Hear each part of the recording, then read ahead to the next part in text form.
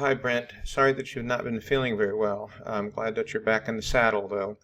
I'm going to try to answer your question about the threads and maybe give you a couple suggestions. You notice here that Austin's got several replies to his posting, so I'm going to click on that discussion. And you have several ways that you can look at this. You can look at it in flat and newest first, so that you can see from there to the old. You can do in nested form, which you see them in the same way, so that they're newest to the, this is newest to the oldest. If I do flat to the oldest, that's what I get there. So I think, I'm not sure if this is even going to help you, but I think perhaps the nested version will help you because you'll know who's been replying to who.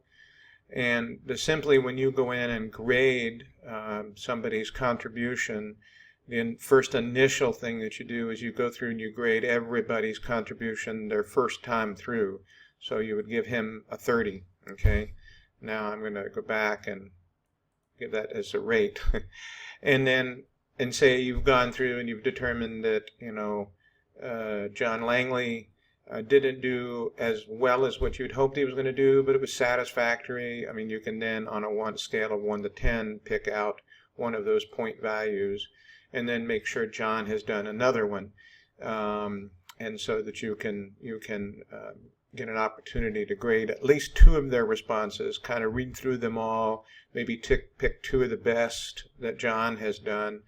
I wish there was a way that you could see them all. One of the things we may want to consider doing that I think would eliminate that, see each and every student starts their own discussion.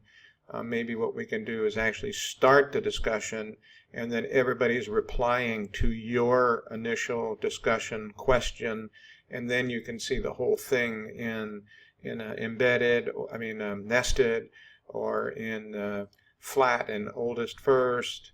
Or however you want to do it. I'm not sure that's going to answer your question.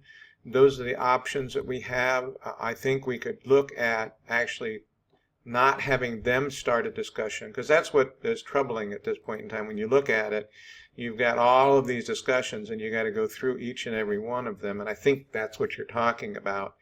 The only way we can do that is to have one tree, and everybody responding in that tree. Might get a little gangly for the students, though, in particular when they're trying to respond to a bunch of students.